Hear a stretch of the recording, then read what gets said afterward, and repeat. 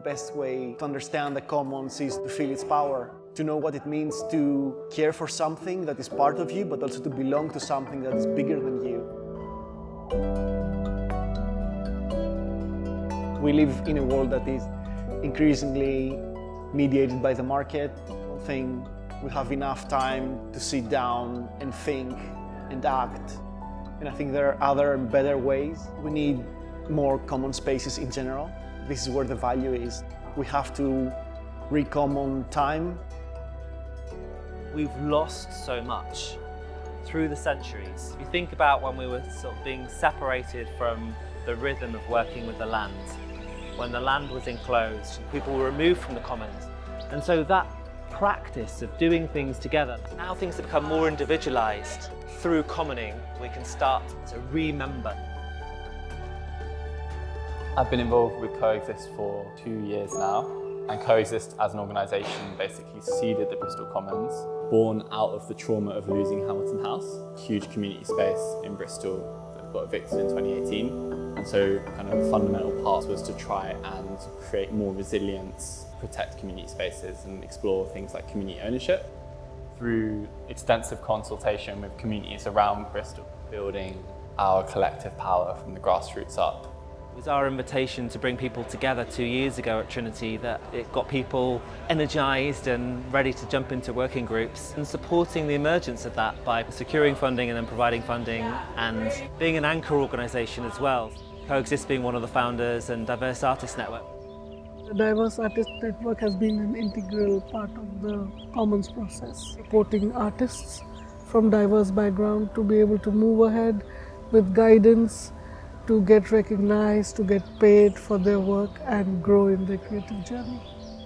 It's a huge connection between creativity and community. I look at creativity as a solution, a way of doing things and expressing, and therefore we will always need that within a community.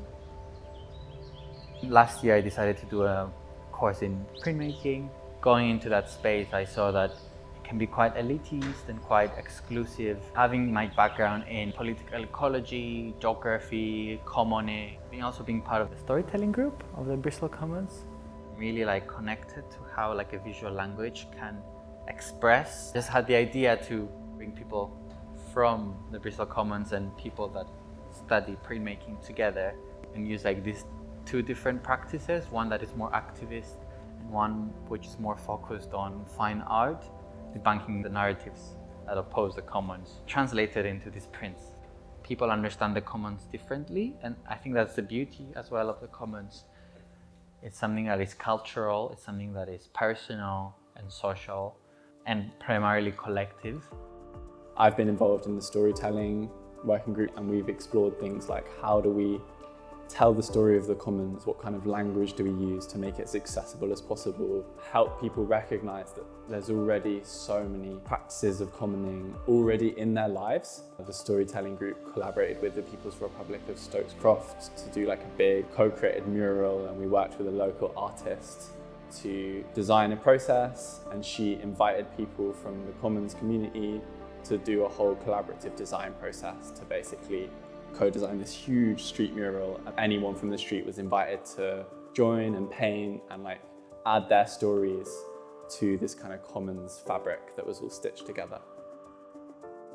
What I hope for from the Commons is to be with a group of people who are experimenting in new ways of making decisions that don't involve hierarchies or gatekeepers, but actually allow us to retrain ourselves to move beyond binary systems.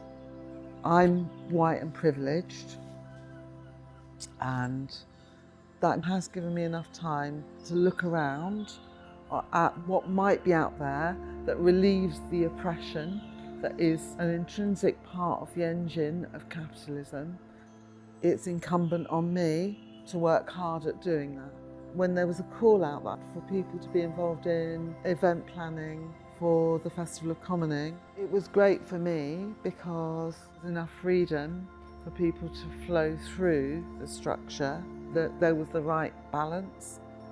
3 themes that we ended up having as the kind of pillars of the day were housing, music and arts, and health and care. And they were decided through a process by the events group, held a series of panel discussions and workshops that kind of fit within those themes. And then since then have held follow-up sessions. I got involved in this festival today representing One Relation Sound System.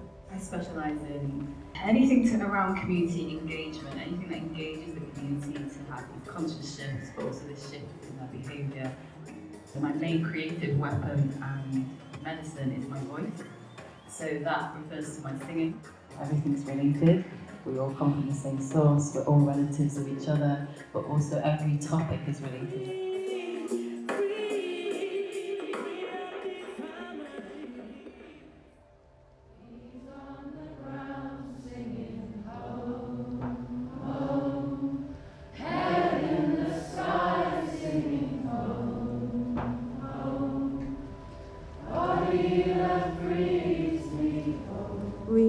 We have created this little ritual because, as you can see, so much has happened in the past couple of years since the movement was first launched. And today, so much has been galvanized, and there's a spirit of togetherness and of participation. This is really an opportunity for us to step in and to become the actors of our own community making here. If you're an individual, if you're part of a group, you can join the Commons. These are our shared assets. This is our city. Let's regrow it together. Let's reclaim it together. Let's rebuild it.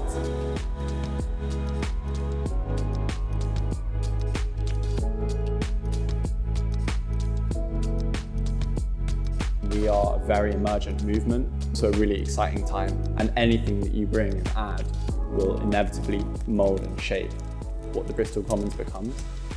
This has got me to think how important it is to be exposed to collective experiences. This group, I think, is great at that, and I'm trying to experience it as much as possible.